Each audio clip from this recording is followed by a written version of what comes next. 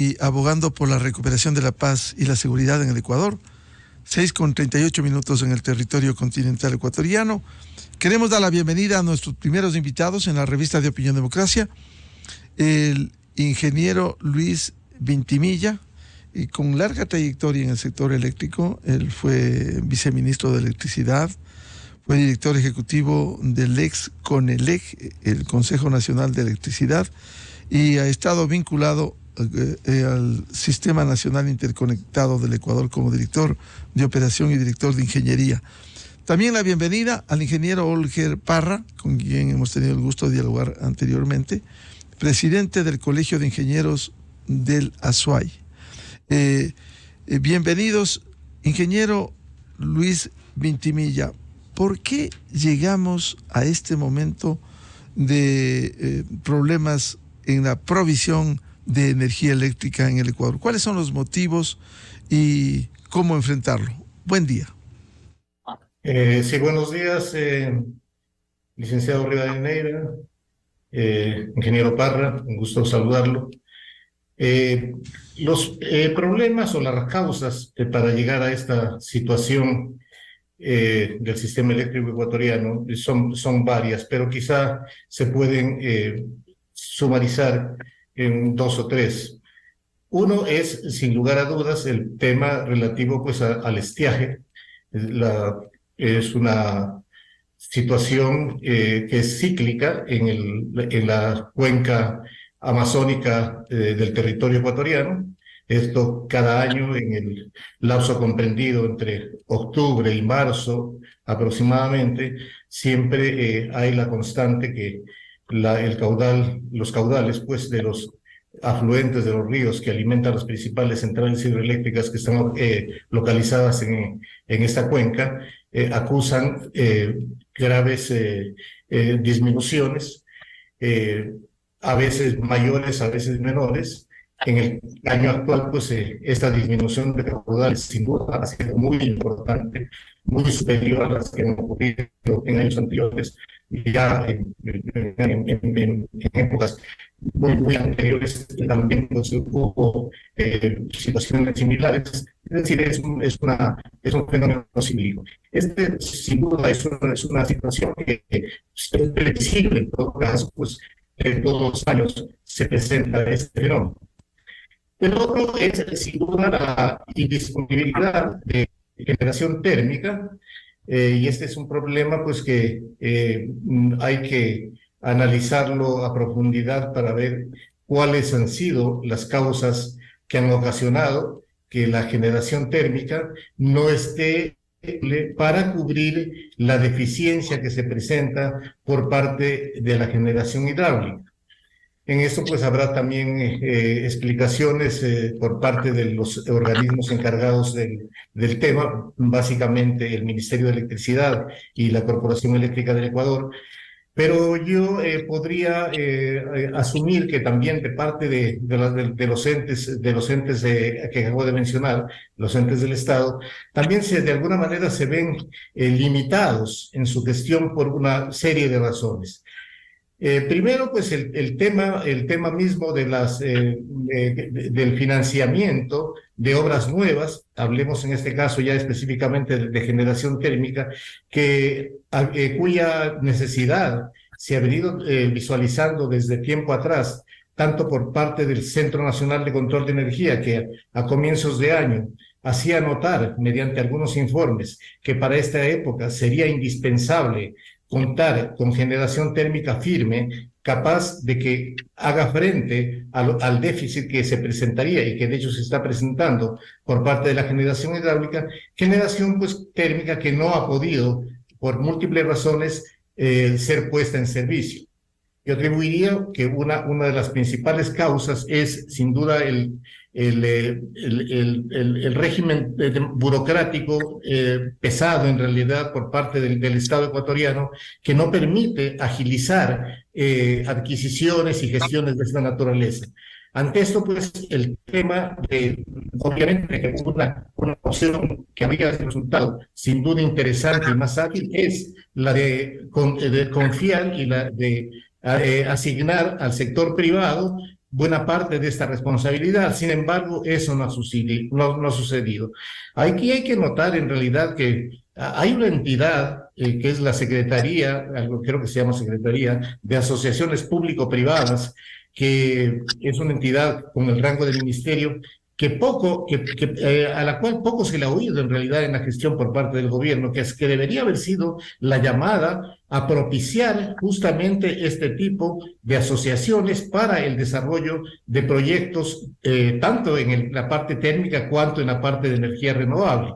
Pero esto no ha ocurrido. En realidad, la Secretaría de Asociaciones Público-Privadas, llamada a dar el soporte tanto a la parte energética como a la parte de vialidad, parte de comunicaciones, en fin, todo el ámbito de la infraestructura del Estado, poco ha hecho. En realidad, la normativa que existe posiblemente no es la mejor, pero sin duda que con ella habría que haber trabajado y de hecho se ha podido trabajar ya desde el gobierno anterior, por ejemplo, había dos proyectos que estuvieron adjudicados desde el 2020, el proyecto El Aromo fotovoltaico y el proyecto Villonaco eólico, que tardaron un tiempo realmente importante hasta que se concrete finalmente hace un par de meses solo la suscripción de los contratos. Esto es, pues, sin duda, debido a que la posibilidad de la participación del sector privado en esa gestión se ve muy limitada, tanto por los trámites burocráticos, cuanto también ahora, más todavía, cuando el país está acusando un factor de riesgo que de alguna manera es importante y limita la posibilidad de inversión privada. Pero en resumen, para dejar paso más bien a mi colega que pueda seguir con alguna otra apreciación al respecto, sintetizando, pues son dos factores. Bueno, y sin duda, pues uno que se me está escapando es el incremento de la demanda, ¿no? El incremento de la demanda, sin duda, ha sido también un factor importante. De lo que se conoce, pues el incremento anual para estas fechas está aproximadamente en el 12%, lo cual es inusual. Lo cual es inusual, ya que los incrementos normales que han venido ocurriendo en años anteriores han estado en el orden del 4%. Entonces, un incremento al 12% sin duda que también afecta pues al balance de oferta-demanda por parte del sector energético, y esto implica sin duda pues estos riesgos de desabastecimiento. ¿A qué se debe ese incremento de demanda? En buena parte a los efectos del fenómeno del Niño, que está ocasionando a la vez incrementos inusuales de temperatura, especialmente en la costa ecuatoriana, lo cual pues hace que se incrementen los requerimientos, particularmente en el uso de aire acondicionado y otros usos. Por favor, el audio, Luis. Por favor, el audio, que no lo escuchamos, Luis. Bien, mientras recuperamos el audio con el ingeniero Luis Ventimilla, quiero dar la bienvenida al ingeniero Olger Parra, presidente del Colegio de Ingenieros de la SUAY. Lo invitamos a este diálogo para conocer estos desafíos. ¿Qué está pasando con el sector eléctrico ecuatoriano? ¿Por qué hemos llegado a estas condiciones? Y cómo asumir estos desafíos a fin de que, pese al estiaje, contemos con el servicio de energía eléctrica. Ingeniero Parra, buen día.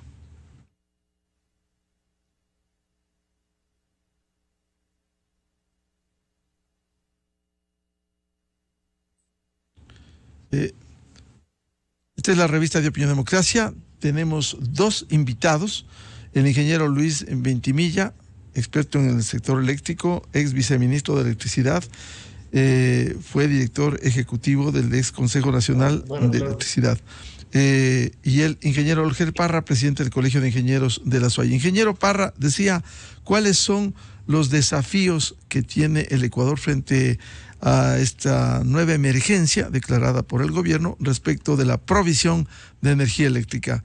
Ingeniero Parra.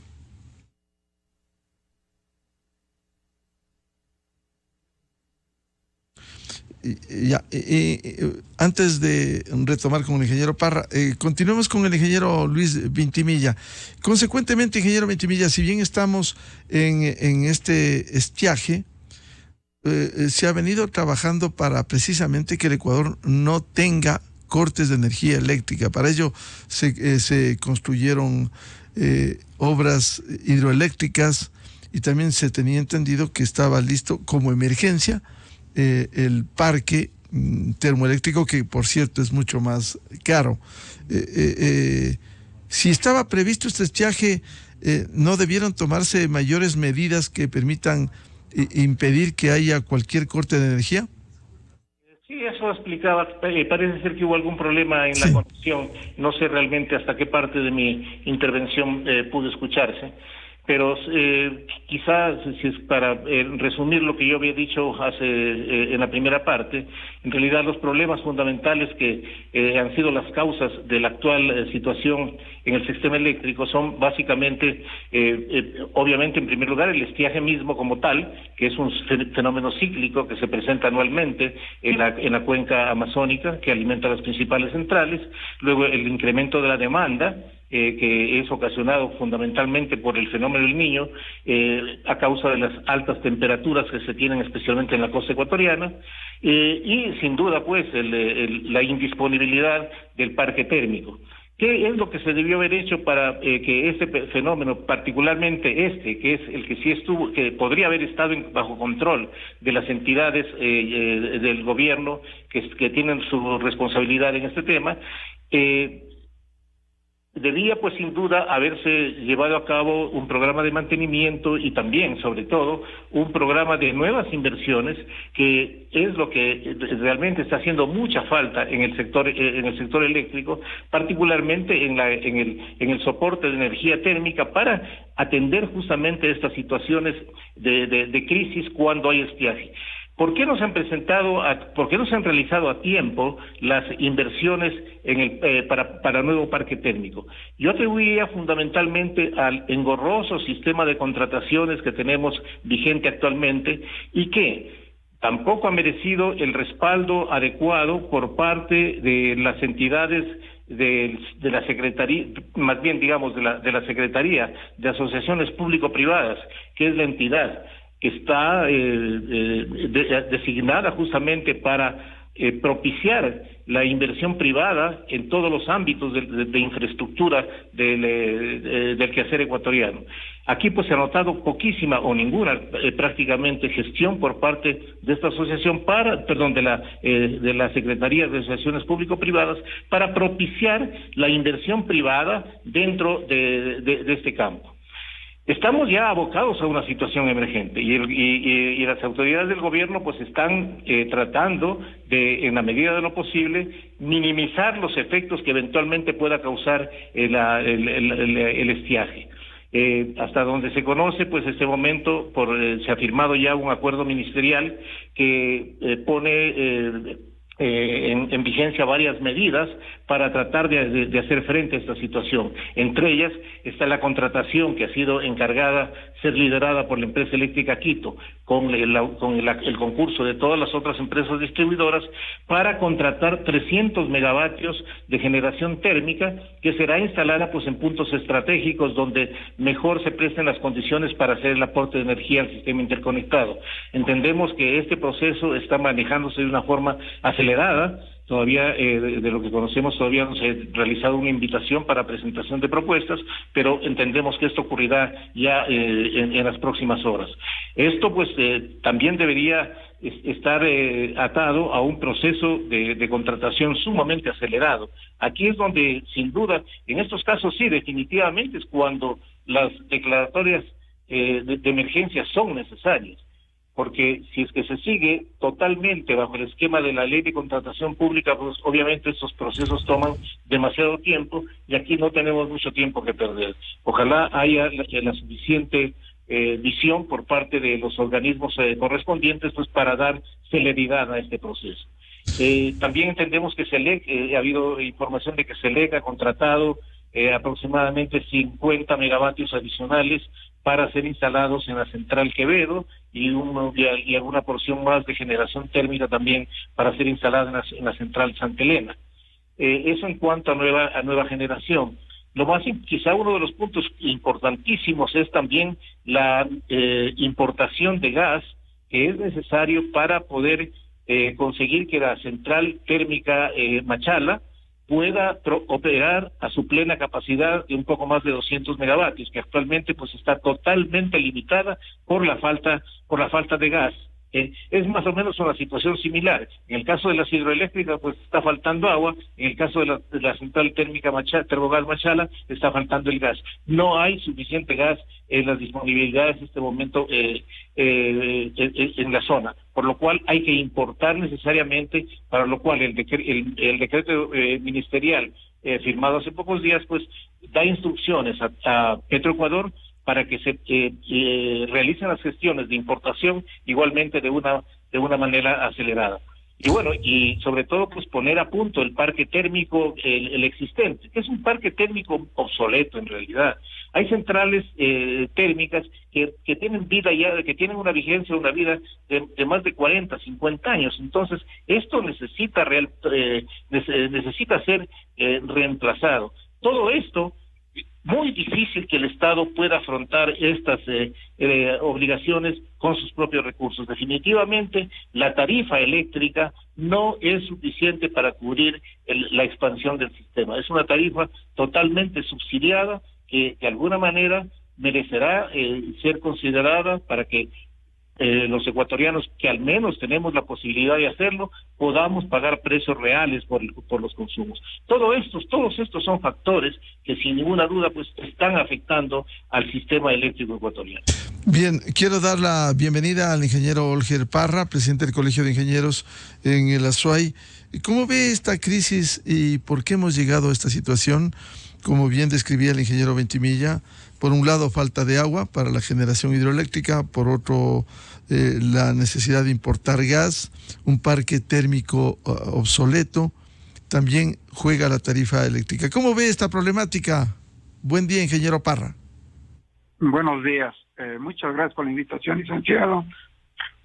Perdón, a los amigos también un saludo. Personalmente considero que este tema se viene arrastrando durante muchísimos años. El gobierno de Correa dejó listo 2 proyectos que son emblemáticos e importantes y que no dio continuidad el presidente de Moreno y tampoco lo ha hecho el presidente Lasso. Esto hace que estos 2 proyectos emblemáticos para el país, muy representativos, no solamente por la cantidad de energía que nos pueden brindar, sino también por el almacenamiento que pueden tener las represas aguas abajo de la cuenca del río Paute. Me refiero al proyecto Cardenillo, un proyecto cuyos estudios ya datan de hace 8 años atrás, unos estudios que quedaron completamente terminados, a los cuales no se les ha dado absolutamente ninguna continuidad. Proyectos que además generarían una gran cantidad de empleo, que es justamente una también de las crisis por las que atraviesa el país. La falta de trabajo, esto hace también problemas migratorios y viene una serie de consecuencias. En el tema energético, el país no avanza porque no hay inversión. Definitivamente las necesidades van mucho más adelante de la capacidad energética que tiene el país. Esto hace que a futuro el país vaya colapsando poco a poco en todo lo que se refiere a inversiones. ¿Cómo puede haber inversión en el país si no hay energía? Los países en el mundo que han alcanzado el desarrollo, países desarrollados, son los que han llegado al 22.5% del PIB en energía. Y nosotros apenas no llegamos ni siquiera al 7-8%. ¿Cómo podemos avanzar, garantizar a futuro que empresas que tengan el afán de llegar al país, que podamos atraer inversión, tiene que venir necesariamente acompañada de la disponibilidad de energía? Tenemos el proyecto Santiago, 3.000 megavatios, proyecto Cardenillo, 600 megavatios. Ahí tenemos una gran cantidad de energía que a futuro podríamos tener disponible, pero tiene que algún gobierno ya dar el paso necesario para que empiecen estos proyectos. Caso contrario, el sistema energético del país, como bien ha indicado el ingeniero Ventimilla, va a fracasar en el corto tiempo. Esa falta de lluvia, esa falta de escasez del recurso hídrico en varias regiones del país, especialmente en la cuenca del río Paute, que continúa siendo la mayor generadora de energía a nivel nacional, con la central Mazar, con la central Molino, con la central Sopladora, pues esto hace que poco a poco se vaya deteriorando estos sistemas también obsoletos que tenemos térmicos que ya no funcionan durante mucho tiempo. También la energía eólica, a la que ha hecho mención, también es una energía que no es también permanente, porque también depende de la cantidad de vientos que se tengan en la zona. Hay días que yo veo funcionando Huascachaca, por ejemplo, acá en la provincia de La Suay, y días funcionan, días no funcionan, porque depende también de un factor climático. De ahí que yo considero que es muy importante dar continuidad por parte del gobierno de turno. Yo pienso que el gobierno de Noboa tendría este momento una gran responsabilidad y un gran desafío en impulsar, y no necesariamente en un gobierno debe terminarse los proyectos. Son proyectos que tardan en construirse 5, 6, 7 años. Sin embargo, alguien tiene que empezar, alguien tiene que poner ya ese dedo en el tema energético y empezar y atraer inversión mediante las alianzas público-privadas que están disponibles, que la ley les faculta. Yo pienso que ahí el gobierno de Lasso pudo hacer muy poco, prácticamente nada, porque se hablaba de que se va a traer la inversión para estos dos proyectos cuyos estudios se encuentran listos. Sin embargo, no se hizo absolutamente nada. Gracias. En todo caso, ingeniero Parra, también las obras como Coca-Cola Sinclair no han llegado a su máxima capacidad. Recordamos cuando se inauguró, se habló de 1.500 megavatios y no se ha llegado a los 1.000 megavatios. Es decir, aquí también ha habido problemas en la ejecución y en la puesta en práctica de estos grandes proyectos. Bueno, usted tiene mucha razón, ha tocado y ha puesto el dedo en la llaga. Coca-Cola Sinclair, un proyecto muy cuestionado. Jamás que realizó Inesel hace años se habló de 1.500 megavatios. Históricamente no habían los caudales como para tener esa capacidad energética. Apenas se analizaba que podría durante el año tener 1 mes o 2 meses para llegar a esa capacidad. Sin embargo, siempre fue un proyecto que estaba considerado de alrededor de 800, 850 megavatios. Es decir, que fue un proyecto inflado, un proyecto que no debía haberse construido bajo esas condiciones y cuyo costo ha sido excesivamente alto. Es un proyecto muy cuestionado, es un proyecto que tiene serios problemas, no solamente por la capacidad por la que se instaló de 1.500 megavatios, sino por el alto costo que representó construir. Y adicional a eso, todos los conflictos que ha ocasionado en la parte erosiva, aguas abajo del proyecto. Vuelvo con el ingeniero Luis Ventimilla. Con estas consideraciones, ¿cómo enfrentar esta emergencia eléctrica a fin de que finalmente no termine sufriendo el usuario con los cortes de luz? Bueno, en esto pues hay el primero el asunto que es puramente coyuntural, y luego ya el asunto de mediano y largo plazo, ¿no es cierto? En el aspecto coyuntural totalmente, o sea, el que estamos viviendo ahora, y ya hemos mencionado hace un momento, pues que las medidas que está dictando el gobierno son las adecuadas, aunque aparentemente un poco tardías, pero en este momento pues no hay otra opción, es decir, contratar a la brevedad posible generación térmica adicional, que es lo que se está haciendo, contratando estos 300 megavatios con el procesos liderados por la empresa eléctrica Quito, también acelerar la traída de los equipos que ya han sido, cuya contratación ya ha sido suscrita para la generación adicional en las centrales de Quevedo y Santa Elena, la importación de gas. Estas son pues, y por supuesto que estén a punto, que de hecho de la información que se tiene, las centrales, aunque sean un poco anticuadas y en desuso algunas de ellas, están siendo puestas a punto para afrontar la crisis. Estas son las medidas coyunturales, pero las de mediano y largo plazo quizá pues son las que no debemos descuidarlas y empezar a continuarlos gestionando desde ya. Es decir, pues justamente la incorporación de nueva generación y también el reforzamiento del sistema de transmisión.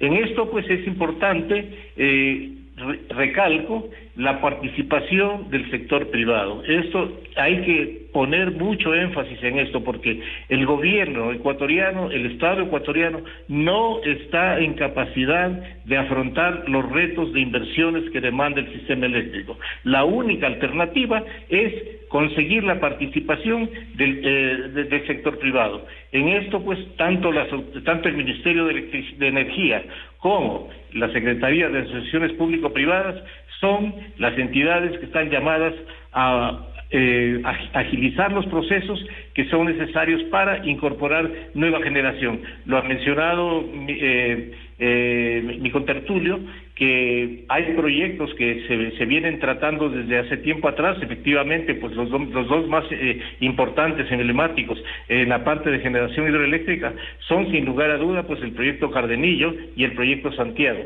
Estos dos proyectos, claro, su ejecución tarda en un lapso de 6-7 años, pero hay que iniciarlos ya, porque si no, después de ese plazo vamos a estar nuevamente siempre con dificultades dificultades similares a las que estamos viviendo ahora.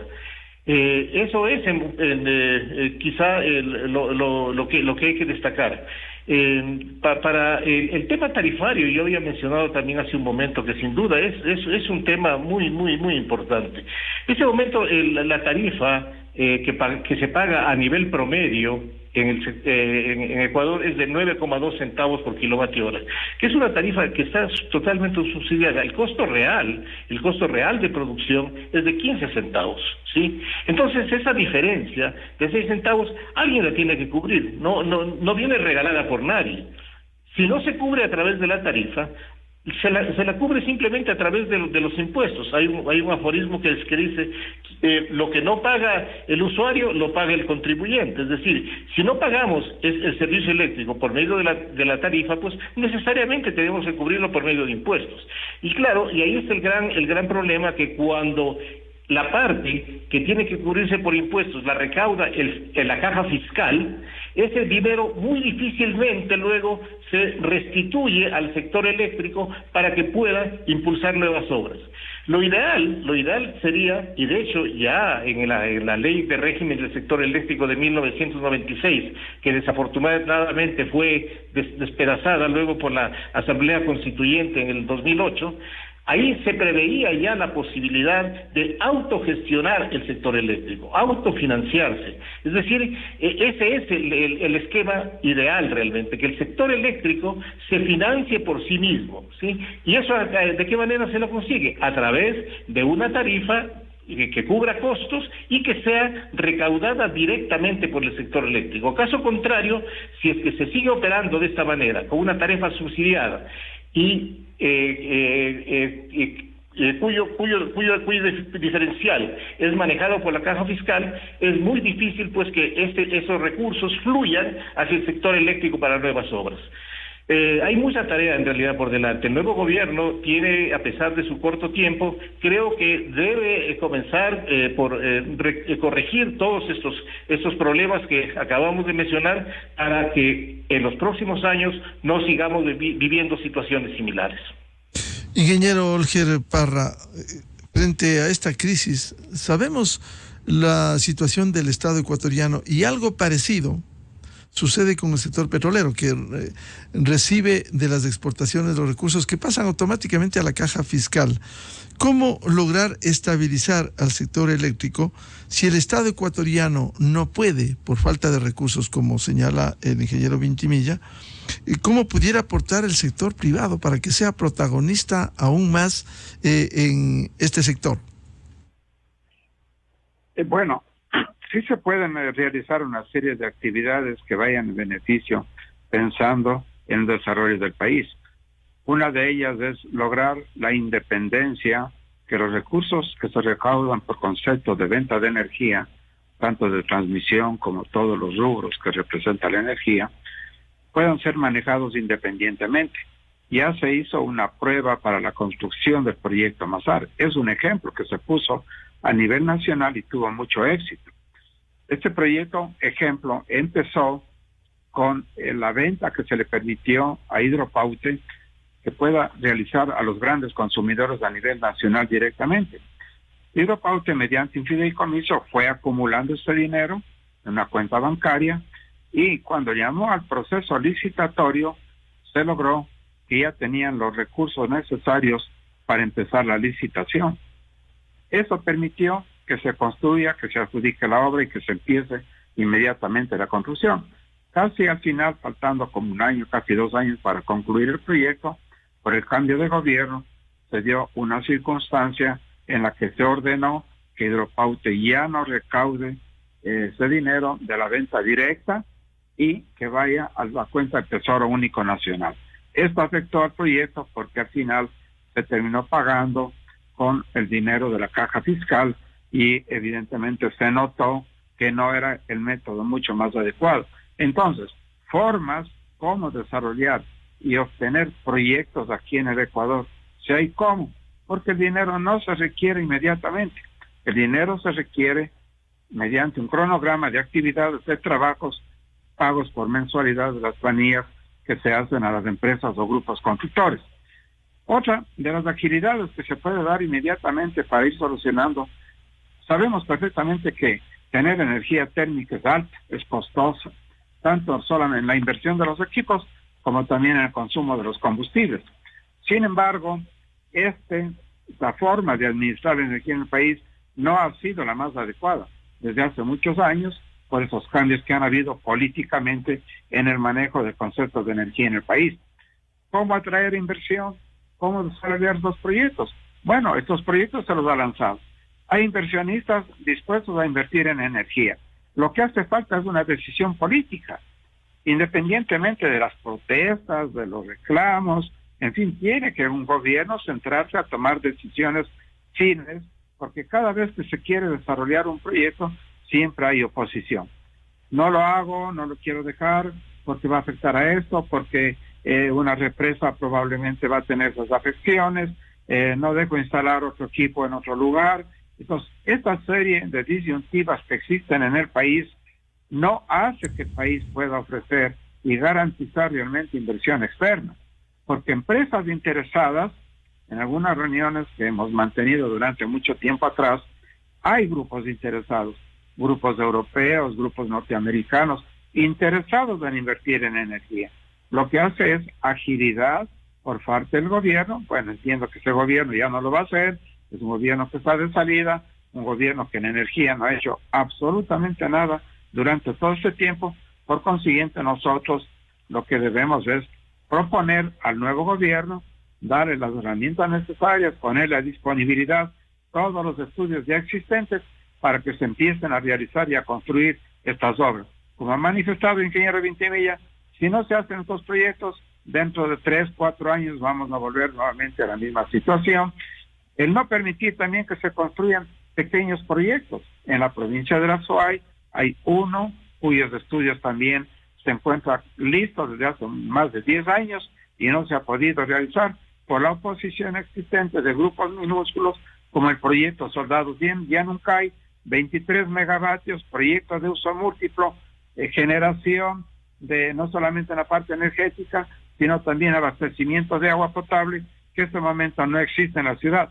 Tenemos escasez, tenemos racionamientos de agua potable, agua para río tampoco existe, escaseado completamente, y estas son las dificultades por la oposición, por esta oposición mezquina de no dejar construir obras que son muy importantes para todos los ciudadanos.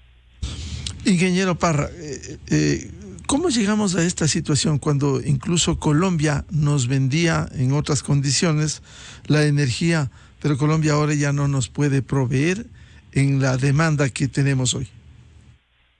Bueno, Colombia alcanzó una gran capacidad de desarrollo energético desde hace muchos años atrás. Ellos han aprovechado mucho, especialmente la energía a través de los proyectos hidráulicos. Estos proyectos que realizó, que son muchos los que se han desarrollado en Colombia, fue por decisiones políticas que tomaron los gobiernos de turno oportunamente.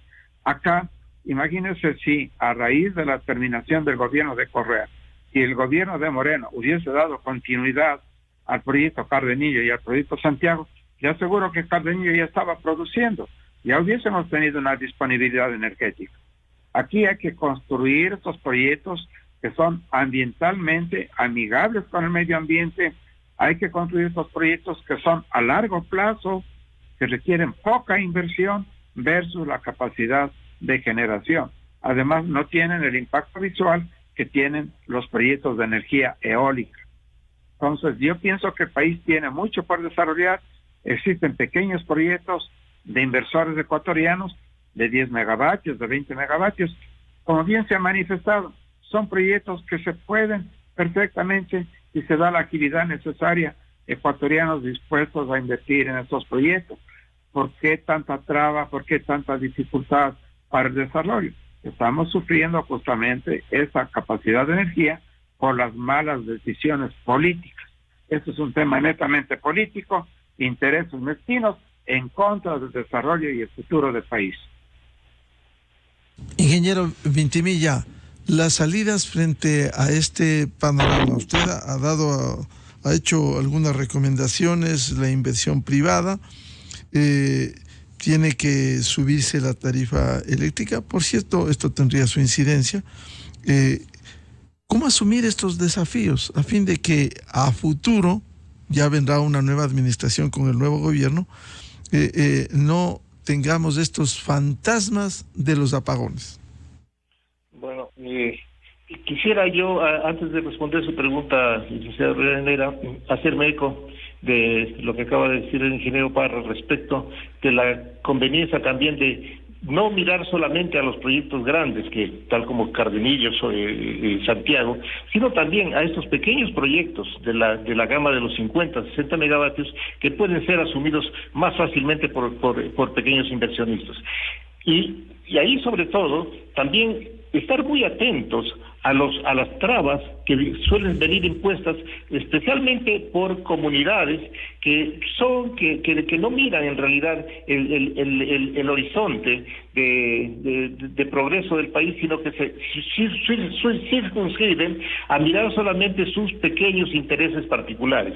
El caso de Soldado de Yanuncay que menciona el ingeniero Parra es sin duda emblemático. O sea, es un proyecto de una gran trascendencia e importancia para la zona del Azuay, que ya tiene prácticamente estudios y totalmente realizados, y en donde se manifiesta, se determina la gran conveniencia desde todo punto de vista, no solamente desde el punto de vista energético, sino también desde el punto de vista de aprovisionamiento de agua para toda la zona.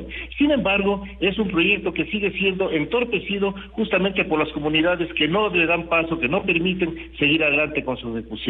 Y como estos, ha habido muchos otros proyectos a lo largo y ancho del país que se han topado con iguales dificultades para poder ser implementados. Estas son, por ejemplo, cosas que la legislación ecuatoriana tiene que ir venciendo para dar fluidez a que inversionistas que con afán patriótico quieren aportar en beneficio del país lo puedan hacer sin este tipo de trabas. Mirando y ya respondiendo más específicamente a su consulta, ¿qué hacer? ¿Cuáles son las medidas que se deben tomar? Repito, sin duda, yo creo que la independencia del sector eléctrico en el tema financiero, conseguir el autofinanciamiento del sector eléctrico es quizá un ideal. Para eso habrá que hacer algunas reformas legales. Pero es importante, si es que no se consigue esa independencia, la autonomía, tanto administrativa como financiera del sector eléctrico, muy difícilmente se puede ir adelante. Mire usted, inclusive el tema político, cuán inmiscuido está en la gestión del sector eléctrico. En el presente año hemos tenido 3 viceministros de electricidad. Increíble. Y en lo que va del periodo de gobierno son 4 viceministros, hay apenas 2 años de gobierno. Entonces, esa inestabilidad del sector, desde el punto de vista de las grandes esferas de decisión, son sin duda elementos que están influyendo de una manera totalmente importante en que no se puedan poner en marcha planes de mediano y largo plazo. Entonces, para ya ir centrando las recomendaciones finales, pues bueno, en la parte coyuntural ya hemos dicho, pero en las de mediano y largo plazo, sin duda va a ser necesario una reforma legal una nueva de las tantas que ha habido ya para la ley para la ley eléctrica, pero una ley, una reforma que se oriente en lo dicho, en tratar de conseguir una autonomía administrativa y financiera para el sector eléctrico, como ya se tenía en marcha con la ley del año 1996, que desafortunadamente tuvo tropiezos de implementación también por algunos partidos políticos, algunos sectores sociales, que no vislumbraron en definitiva la conveniencia de una participación privada importante en la gestión.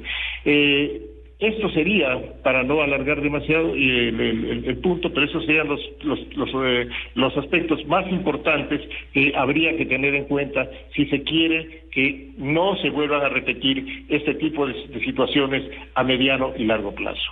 Ingeniero Ventimilla, el hablar de una reforma legal que implicaría en la nueva Asamblea Nacional para dar autonomía al sector, implica estas reformas, y a veces en el campo político que no se entiende lo técnico, pero mete en mano, ha resultado difícil lograr. ¿Cómo convencer de un tema técnico a los políticos? Esa es la pregunta del siglo, esa es la pregunta del millón. Sí, no estaría fácil, sin duda, no estaría fácil. Pero sí, en esto, pues, lo que hay que recomendar al nuevo gobierno y a todos los gobiernos que vengan es de que se rodeen de gente que tenga, pues, conocimiento de la problemática, en este caso del sector eléctrico, y en general esto es válido para todos los otros sectores de la economía ecuatoriana, pero que se rodeen, pues, de personas que realmente tengan sólidos conocimientos y experiencia en el manejo del sector. Esto es lo importante, o sea, eso es en la parte del Ejecutivo, pero usted más bien orientaba su consulta a la parte legislativa. Sí, en la parte legislativa pues igual, o sea, los partidos políticos desafortunadamente tan venidos a menos ahora no tienen pues procesos de formación de cuadros técnicos que puedan dar soporte a sus legisladores cuando ya entran a ejercer funciones legislativas. En esto es una tarea dura, realmente es una tarea dura, pero justamente a todos quienes de alguna manera estamos vinculados con el quehacer eléctrico o lo hemos estado durante varias décadas, pues tenemos también esa responsabilidad, ¿no?, de poder llegar en la medida en que sea factible a las esferas legislativas para poder brindar el apoyo y la asesoría que fuera necesaria para ir logrando estos objetivos. Es una tarea dura, ciertamente, pero no creo que sea imposible. Hay que intentarlo. Ingeniero Olger Parra, en un tema estructural de fondo, ¿comparte usted la idea de ir a una reforma legal necesaria para dar autonomía al sector y que se maneje dentro del ámbito técnico y no político que ha sido tan nefasto en el país? Sí, es muy necesario porque de la manera administrativa que se manejan los recursos energéticos, el país no va a poder encontrar soluciones ni en el corto, ni en el mediano, ni en el largo plazo. Solamente la independencia técnica, la independencia económica va a permitir y lograr que se reoriente la política energética de otra manera. Hay proyectos como Daule Peripa que muy bien puede ser ampliado, 220 megas más, de momento produce 220, existe el caudal suficiente que se bota el agua a través del vertedero y muy bien se puede también trabajar en esta ampliación en la costa ecuatoriana, es decir, que son dos cuencas completamente diferentes, la amazónica y la cuenca oriental, la cuenca del Pacífico, que se puede permitir tranquilamente ampliar este tipo de proyectos. Sin embargo, también una de las alternativas que puede tener el país para atraer la inversión externa que se invierte en grandes proyectos es mediante las alianzas público-privadas, siempre y cuando exista la decisión política para irse por esa línea y no poner tanta traba que se pone actualmente para este tipo de procesos, que lo único que han hecho es detener el avance de una cantidad de obras muy necesarias para el desarrollo del país. La detención de no permitir que esos proyectos avancen inmediatamente, lo único que está causando es un grave problema, no solamente en la parte interna, sino la falta de inversión.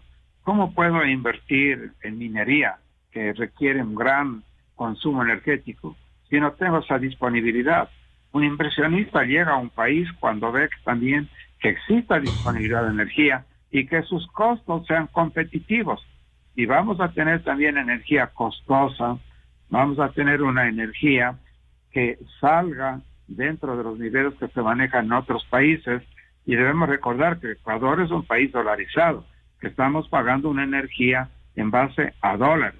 Los otros países pueden acomodar las tarifas energéticas porque pueden jugar con el tipo de cambio de la moneda. El Ecuador tiene una economía dolarizada, por consiguiente también hay que pensar que en las reformas se tomen en cuenta todos estos aspectos técnicos, legales, jurídicos, que van a permitir un mejor desempeño del sistema energético a nivel nacional. Mientras no exista una decisión política por el nuevo gobierno y por las nuevas autoridades energéticas que vayan firmes a trabajar en el gobierno, pensando en desarrollo del país y en querer hacer las cosas ya, inmediatamente. No puede el país esperar ni perder más tiempo. Si bien es cierto, tenemos un gobierno de transición de apenas 1 año y medio, sin embargo, no quiere decir que en ese año y medio no se puedan hacer las cosas. Se pueden hacer las cosas, se pueden iniciar. Es decir, ingeniero Parra, sentar las bases, al menos en este periodo, con una decisión política, por cierto, con respaldo técnico, e ir a las alianzas público-privadas. Por supuesto, están las alianzas público-privadas desde hace mucho tiempo listas, alianzas que el mismo gobierno, a través de Roberto Salas, han trabajado a nivel internacional, y yo he visto una gran difusión en varios eventos, tanto en el Ecuador como en el extranjero. Sin embargo, ninguno de esos proyectos ha avanzado por una serie de conflictos internos del país, desconfianza, levantamientos, trabas. Esto no hace que el país también sea fiable para la gran inversión externa, porque en cualquier momento cualquiera de estos proyectos puede sufrir un revés en el tema financiero, un revés en el tema social, y estos proyectos se van a caer inmediatamente y nos van a poner a un nivel no solamente nacional, sino también extranjero, de que no sea un país atractivo para la inversión, no solamente en energía, sino en otros temas también a nivel internacional. Tenemos por delante proyectos mineros muy buenos por desarrollar, pero no hay energía tampoco que se le pueda brindar a estos proyectos. Si no tenemos energía para las habitaciones, para las casas, para la pequeña y mediana industria, peor para la gran industria. Entonces el Ecuador tiene que trabajar inmediatamente en la disposición de energía lo más pronto posible. El nuevo gobierno tiene que arrancar venciendo cualquier traba y tomar decisiones firmes. De otra manera, esperando la voluntad de 3, 4 grupos, de 2, 3 comunidades, no digo que se deben atropellar y no se debe escuchar a todos estos grupos. Sin embargo, los intereses del país, los intereses de la mayor parte de la gente, no puede estar menoscabada por 3, 4 grupos de asociaciones o de grupos que no permitan el desarrollo del país. Tienen paralizado prácticamente al sector energético desde hace muchos años, pero sí hay una gran responsabilidad política. Este gobierno de Noboa tiene que tomar las decisiones firmes y de entrada con la gente técnica, con la gente adecuada y con la gente que venga con ganas de servir al país. Gente con disponibilidad de dar todo su tiempo, las 24 horas del día, para poder trabajar inmediatamente y buscar las mejores alternativas. Ingeniero Ventimilla, comparte aquello de que este gobierno de transición debiera sentar las bases, al menos con decisión política firme, impulsar las alianzas público-privadas y que se responda a una demanda técnica. Sí, eso es lo que yo también había dicho hace un momento, sin duda.